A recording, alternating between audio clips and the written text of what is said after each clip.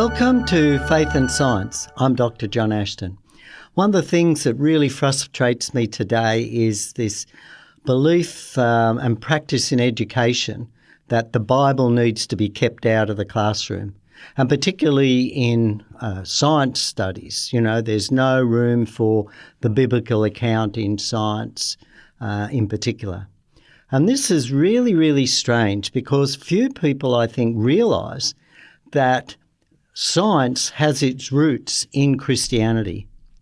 If it wasn't for Christianity, we probably wouldn't be as far developed in our scientific knowledge today as we are.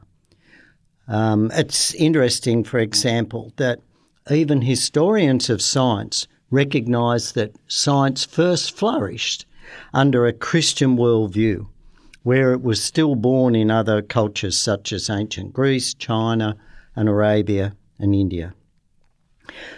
The historical basis of modern science depended on the assumption that the universe was made by a rational creator. And notice that. Originally, science was based, and why science made its great advances was the scientists at the time believed that the universe and our planet Earth and life on Earth was made by a rational creator. And it's interesting that if you adopt, for example, an atheistic or a polytheistic view, there's no way to deduce from these belief systems that the universe is or should be orderly.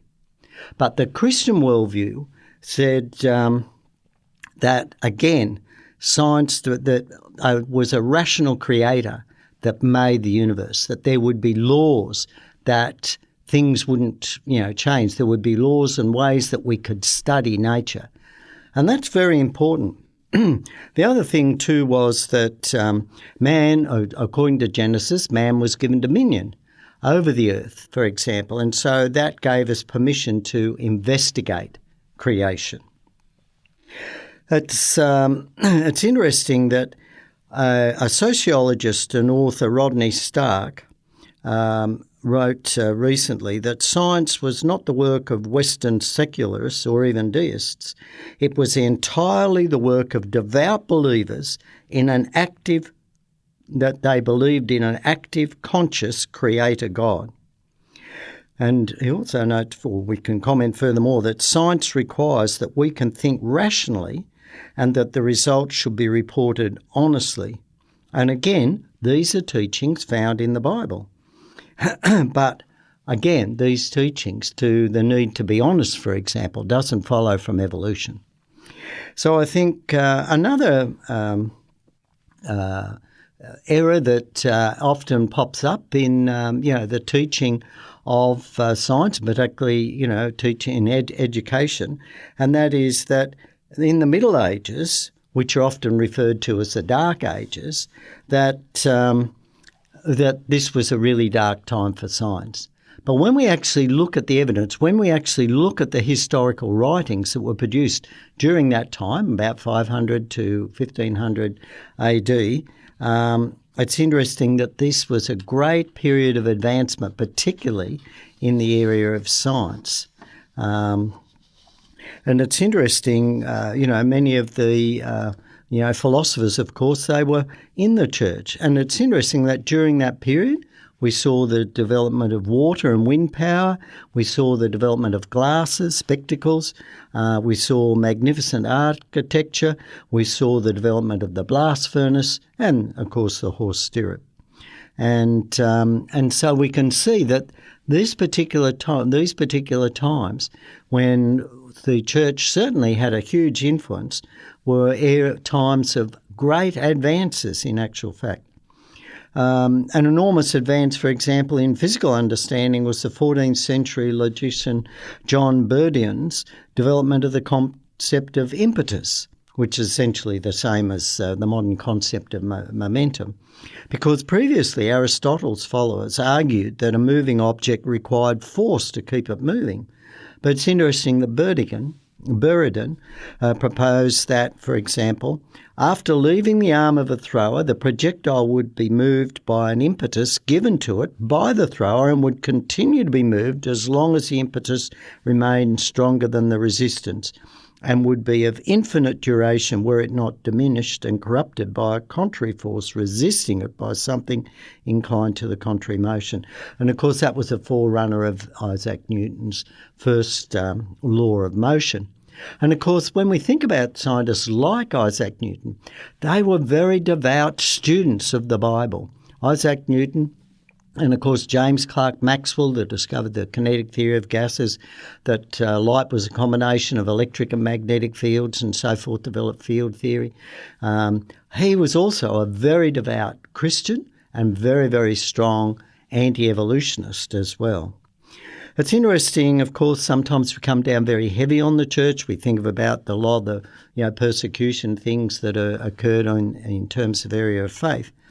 But it's interesting that James Hannan, who recently earned his PhD on the history of science from the University of Cambridge, in his thesis pointed out, during the Middle Ages, the Catholic Church actively supported a great deal of science, which it also kept control of when speculation could impinge on theology. Furthermore, and contrary to popular belief, the Church never supported the idea that the earth was flat. It never banned human dissection. It never banned the concept of zero.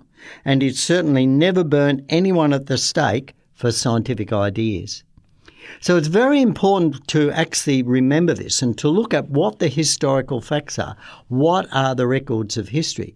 And as we look at these records of history, we see that faith in a creator God underpinned the major advances of science. There was actually a further scientific jump after the Reformation that perhaps many people aren't aware of.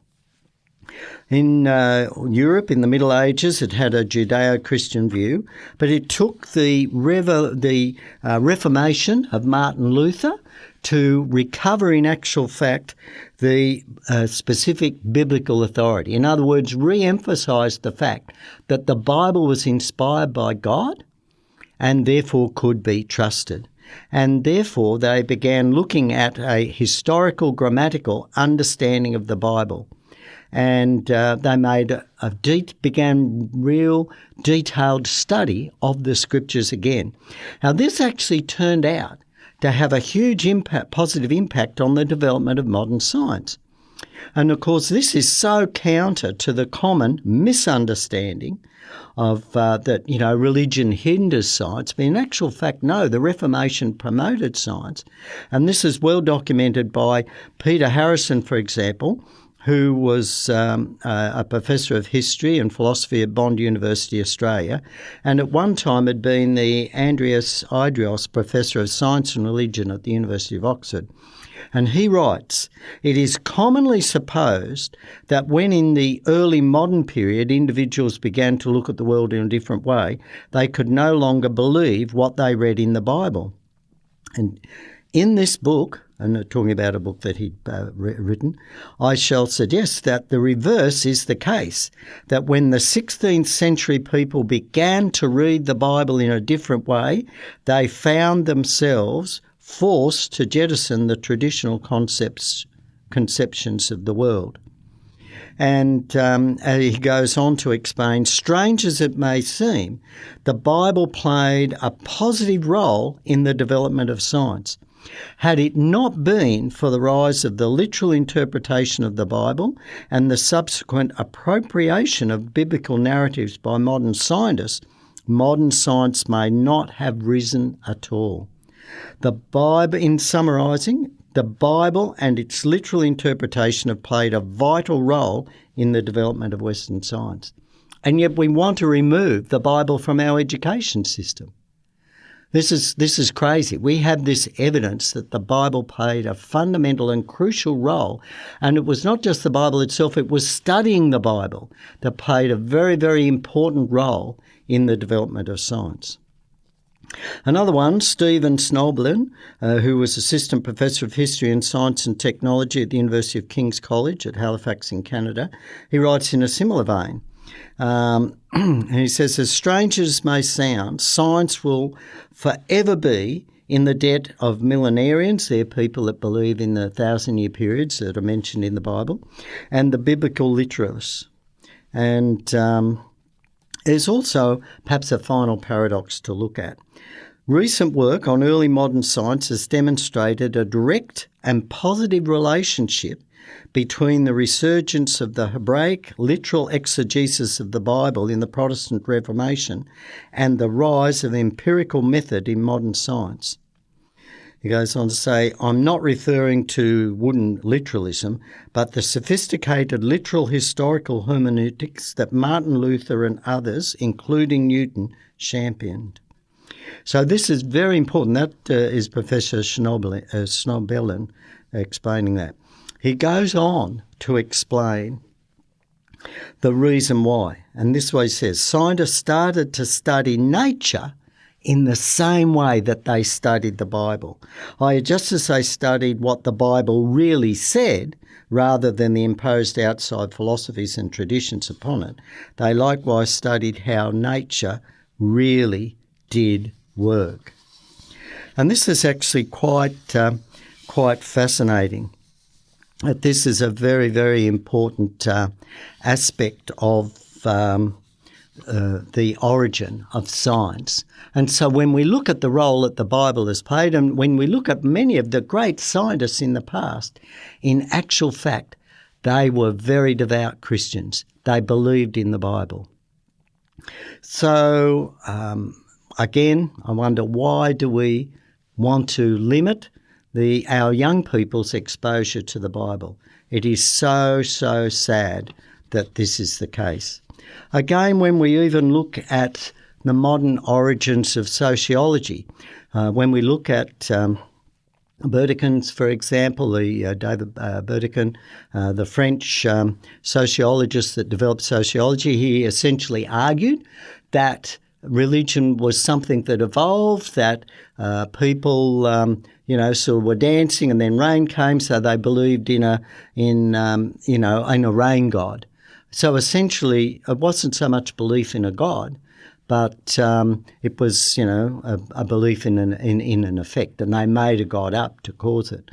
But when we actually look at the origin of modern science and the origin of religion, it was very much as a result of the supernatural, in the case of Christianity, intervention of God.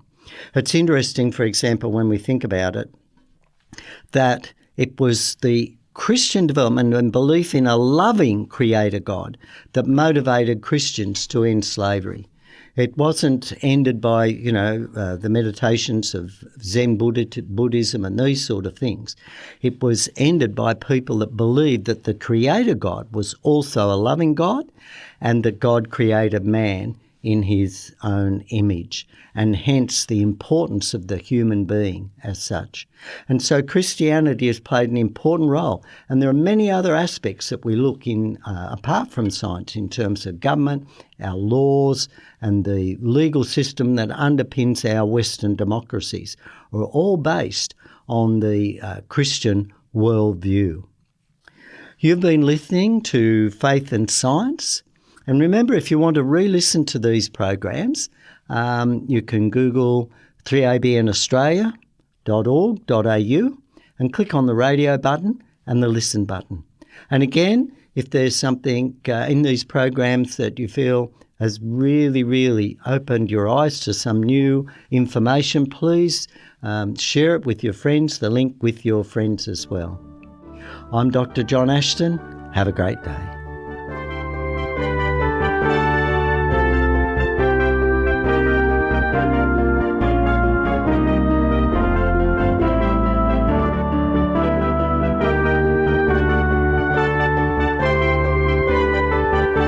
You've been listening to a production of 3ABN Australia Radio.